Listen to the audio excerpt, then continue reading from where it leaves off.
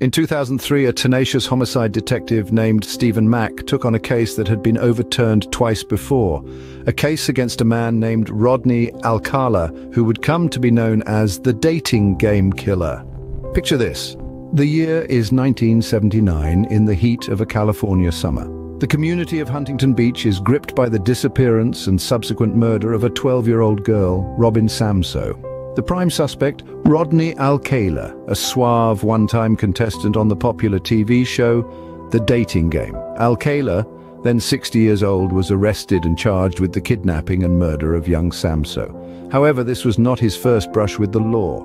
Indeed, this was his third arrest. Twice before, in 1980 and 1986, he had been convicted for the same crime, and both times he managed to win appeals that nullified his convictions, both of which carried death penalty sentences. The first trial was overturned by the California Supreme Court because the jurors had been improperly informed about Alcala's prior sex crimes. The second conviction was shot down by a federal appeals judge in 2001, who determined that Alcala had been denied the chance to develop and present crucial evidence for his defense. And so the case landed on the desk of Detective Stephen Mack in 2003. Mack, a seasoned homicide detective with the Huntington Beach Police Department, was not deterred by the case's complex legal history. He saw a chance to bring justice where it had been denied before. He took up the case with a relentless determination, knowing full well the uphill battle he faced. His predecessors had suspected Alcala of being a serial killer, but they had failed to link him to other victims. Their suspicions were based on circumstantial evidence and gut feelings, but nothing concrete. Stephen Mack, however, had something his predecessors did not: DNA testing. He was about to delve into the murky depths of Alcala's past, armed with the latest in forensic science. While previous detectives had their suspicions, none had been able to definitively link Alcala to other victims. Mack was about to change that. Detective Mack had something his predecessors did not: DNA testing. And this would prove to be the turning point in the case against Alcala. Imagine Mack delving into the dusty remnants of decades-old investigations. Among the forgotten items, he found 2 rose earrings nestled in a small red satin pouch in Alcala's storage locker. A gut feeling told him these weren't just trinkets, they were clues. The DNA testing, a novel tool at the time, yielded chilling results. One of the earrings bore the DNA of another victim, Charlotte Lamb.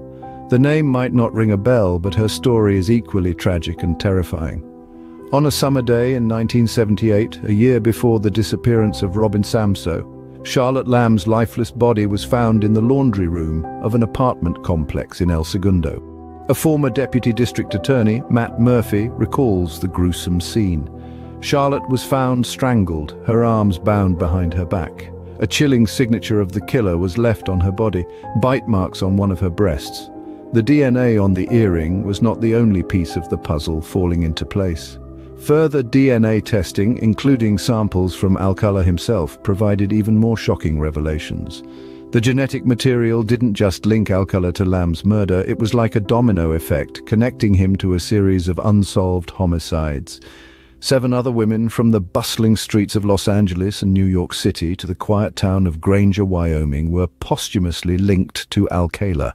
Their stories too were untangled from the web of unsolved cases, finally attributing their tragic ends to this one man. The DNA not only linked Alcala to Lamb's murder, but also to the unsolved homicides of 7 other women across the country. This breakthrough was the first domino to fall, setting in motion a series of revelations that would uncover the true extent of Alcala's chilling crimes. As the media caught wind of Alcala's charm and high IQ, they dubbed him the dating game killer. A suave and captivating figure, Rodney Alcala was a contestant on the popular television show The Dating Game in 1978. His smooth demeanor and quick wit made him a standout character, and he even won the game, securing a date with a bachelorette. But behind this charming facade lurked a horrifying truth. Alcala was not just a charismatic bachelor, he was a predator hunting for his next prey. His appearance on the show took place in the midst of his killing spree, unbeknownst to the viewers, the bachelorette, and even the show's producers. Alcala was no ordinary criminal, he was a bona fide psychopath, possessing a high IQ that enabled him to manipulate those around him with ease. His charm was not just a personality trait, it was a tool, a weapon even. that he used to lure unsuspecting victims into his grasp.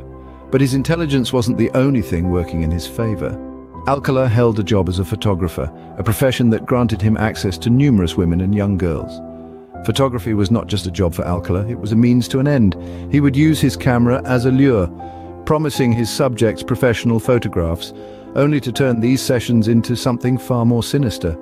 Alcala's charm and intelligence were a deadly combination, but it was his job as a photographer that gave him access to many women and young girls. This lethal blend of charm, intellect, and access would ultimately lead to the devastation of countless lives, marking Rodney Alcala as one of the most notorious serial killers in American history.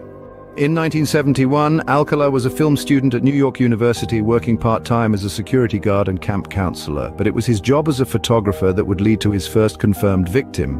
Rodney James Alcala, a man of many masks, concealed his sinister intentions behind the lens of his camera. His job as a photographer didn't just pay the bills. It gave him access to a wide array of women and young girls, some of whom would later be identified as his victims. In the heart of the summer of 1971, Alcala's dark impulses turned deadly. His first confirmed victim was Cornelia Crilly, a 23-year-old TWA flight attendant. She lived in Manhattan, a city pulsating with life and oblivious to the predator in its midst. Alcala didn't just murder Crilly, he violated her. He raped and bit her, then strangled her in her own apartment. It was an act so heinous, so devoid of humanity, it marked the beginning of a reign of terror that would span decades. But Alcala wasn't done. His job as a photographer continued to provide him with a convenient cover. He took hundreds of photographs, some explicit, storing them away like trophies in a storage locker in Seattle. This collection, discovered by law enforcement in 1979, was a chilling testament to Alcala's crimes. Yet Alcala's most alarming trait was his ability to blend in, to appear as nothing more than an ordinary man pursuing his passion for photography. It was this facade that allowed him to continue his depraved acts undetected for so long. Alcala's modus operandi was becoming clear: lure, photograph, and kill, and his killing spree was far from over.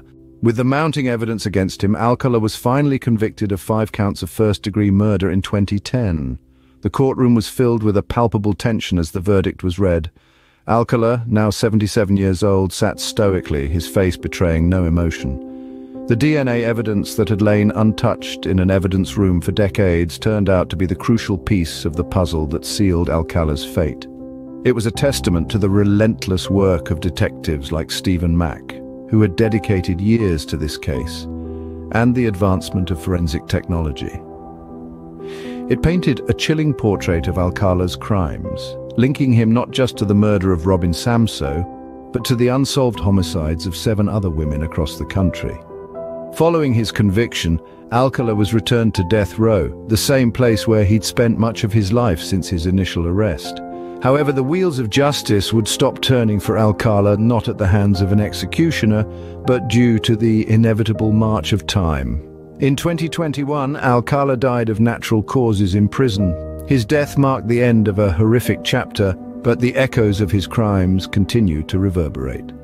Alcala's story serves as a chilling reminder of the depths of human depravity, but it also stands as a testament to the tireless efforts of law enforcement officers who, armed with determination and the power of science, can ensure that even the most cunning of killers are brought to justice. Rodney Alcala, the dating game killer, had finally met his end. But the impact of his crimes and the relentless pursuit of justice by detectives like Stephen Mack will never be forgotten.